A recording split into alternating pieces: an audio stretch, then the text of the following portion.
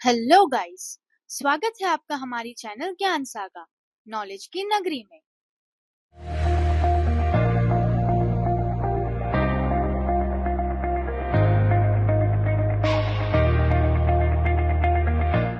आज हम स्टार्ट कर रहे हैं हमारे बेसिक मैथ्स की सीरीज में एक नया कॉन्सेप्ट, नया टॉपिक, नई एनर्जी, ऊर्जा और उमंग के साथ।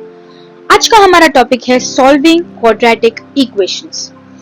बेसिक मैथ्स की सीरीज में हमने स्टार्टिंग से कुछ बेसिक कॉन्सेप्ट्स क्लियर किए थे, जैसे कि डिविजिबिलिटी रूल्स। फिर हम धीरे धीरे आए थे इक्वेशंस तक। सबसे पहले हमने सीखा था लीनियर इक्वेशंस। सबसे पहले हमने क्या देखा था? Linear equations. उससे भी पहले हमने ये देखा था कि बेसिक इक्वेशन क्या होता है और what you interpret when you term the word equation. क्या आता है आपके दिमाग में when you term the word equation, right?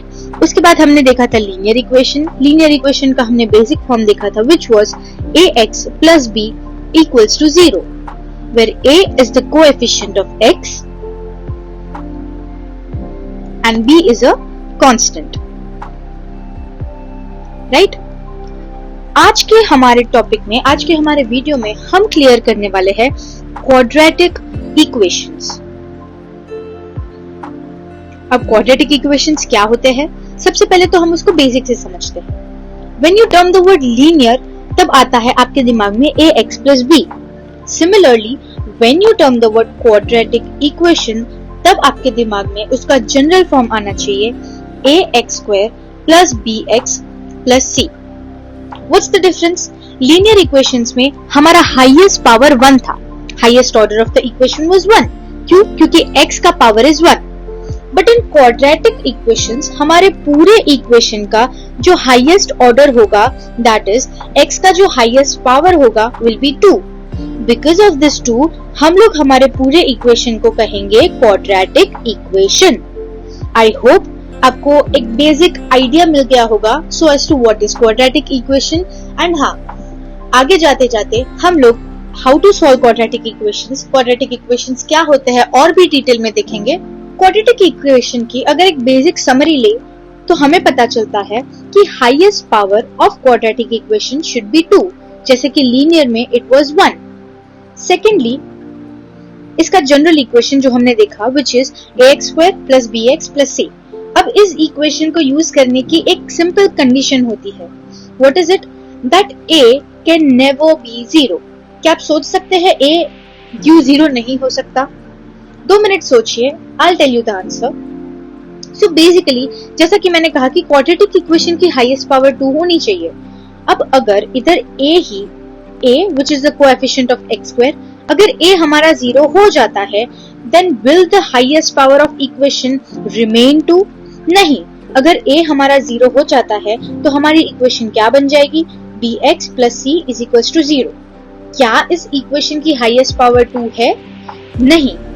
Because इस इक्वेशन की हाईएस्ट पावर 2 नहीं है तो हम इस इक्वेशन को क्वाड्रेटिक इक्वेशन नहीं कहते थे। So the basic condition for an general equation of quadratic equation is कि हमारे जनरल इक्वेशन का जो a है, it can never be 0, it has to be some constant, तो ही हमारा जो इक्वेशन है वो 2 की हाईएस्ट पावर मेंटेन करेगा एंड तो ही हम अपने इक्वेशन को एक क्वाड्रेटिक इक्वेशन कह पाएंगे। क्वाड्रेटिक इक्वेशन का एक बेसिक एग्जांपल लेके समझते हैं। Suppose 2x square plus 3x minus 5। इसके बाजू में हम अपना जनरल फॉर्म भी लिख देते हैं ताकि हम कंपेयर कर पाए easily. ax square plus bx plus c is equals to 0।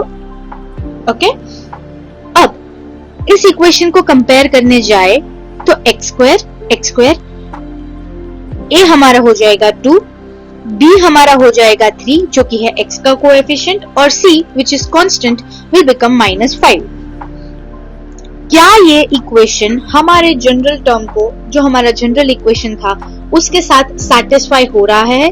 That is why this is a quadratic equation. और एक एग्जांपल से समझते हैं। सपोज मैं बोलूं x square is equals to 9। अब ये फॉर्म देखो, जो हमने फर्स्ट एग्जांपल लिया था वो तो हमें प्रॉपर दिख रहा था कि हमारे जनरल इक्वेशन के अकॉर्डिंग्स में है। x square is equals to 9, क्या ये एक क्वाड्रेटिक इक्वेशन है? चलिए हम चेक करते हैं। ax square plus bx plus c is equals to 0, ये है हमारा जनरल फॉर्म। अब पहले तो मैं इसको सिंप्लीफाई कर देती हूँ और इक्वल्स टू के राइट हैंड साइड को मैं 0 ला देती हूँ। सो x square minus 9 is equals to 0। अब लेट्स कंपेयर x square, तो हमारा a हो जाएगा 1, b जो कि है हमारा x का कोएफिशिएंट, इधर x का कोई टर्म ही नहीं है तो हमारा b इधर हो जाएगा 0 और c which is a constant will become minus 9। So even though इसमें एक टर्म मिसिंग था which was x का टर्म, ये इक्वेशन जो है x square minus 9 वो एक क्वाड्रेटिक इक्वेशन बनेगा। Why? Because even though इधर x का टर्म नहीं है, इसकी हाईएस्ट पावर इज 2 और ये जनरल इक्वेशन के साथ सेटिस्फाई हो रही है। That is why x square is equals to 9 is a quadratic equation. Now coming towards solving a quadratic equation. Quadratic equation को सॉल्व करने में बेसिक 3 टाइप्स होते हैं। First is factorization, second is completing the square,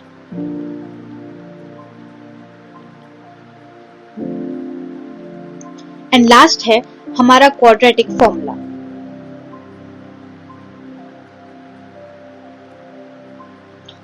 अब हम इस method को turn by turn cover करेंगे थ्रू आउट द वीडियोस।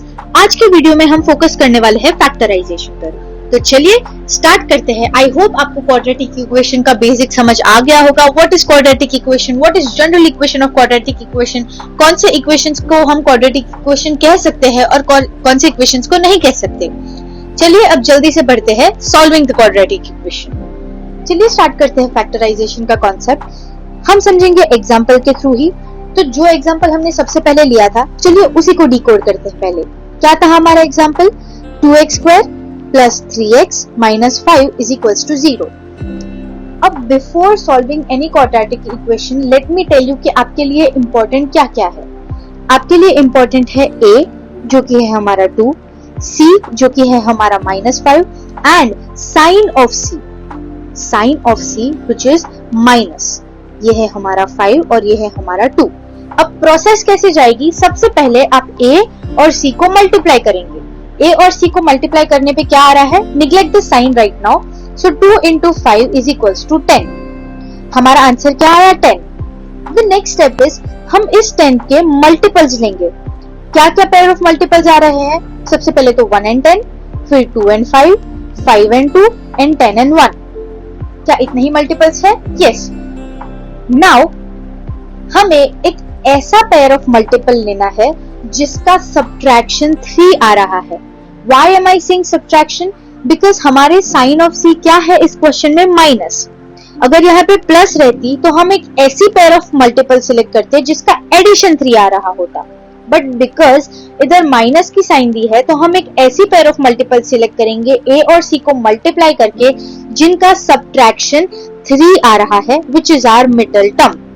इसीलिए फैक्टराइजेशन का और एक नाम होता है मिडल टर्म स्प्लिटिंग। क्यों? क्योंकि हम a और c को मल्टीप्लाई करके c की साइन सिलेक्ट करके, जो भी c की हमें साइन दी हो, एक ऐसा पेयर ऑफ मल्टीपल सिलेक्ट करते हैं जिसके थ्रू हम मिडल टर्म को स्प्लिट कर पाए। अब इधर मुझे 5 and 2 या फिर 2 and 5 which is the same thing appropriate लग रहा है। क्यों? क्योंकि 5 and 2 का सब्ट्रैक्शन क्या होता है, 3। इस 3 our middle term, yes. Therefore इसको हम स्प्लिट कैसे करेंगे, 2x square plus 5x minus 2x minus 5। अब एक क्वेश्चन अराइज हो रहा होगा कि मैंने 5 की साइन पॉजिटिव क्यों ली और 2 की साइन नेगेटिव क्यों ली। 5 and 2 आपको मैग्नीट्यूड पता चल गई कि हम क्या क्या ले रहे हैं, but what about the sign. तो 5 and 2 हमारी मैग्नीट्यूड थी और उसका हमें सब्ट्रैक्शन 2 चाहिए था। तो क्या मैं -5 + 2 लेती तो मुझे 3 आंसर मिल पाता, नहीं, हमारा आंसर क्या हो जाता, -3। क्या मैं 5 और 2 आंसर लेती, मतलब अब हमने हमारी पेयर लेती तो क्या मुझे आंसर मिल पाता, 3 नहीं। क्यों? क्योंकि 5 + 2 तो हमारा 7 हो जाता। दैट इज वाई 5 को पॉजिटिव रख के और 2 को नेगेटिव रख के जब मैं उनका कैलकुलेशन करूंगी तभी मुझे आंसर 3 मिल पाएगा। And that is why my selected pair of equation would be 2x square plus 5x minus 2x minus 5। बाकी सब मैं इरेज कर रही हूँ। We have got our splitted equation जो हमने मिडिल टर्म को स्प्लिट करके बनाया था।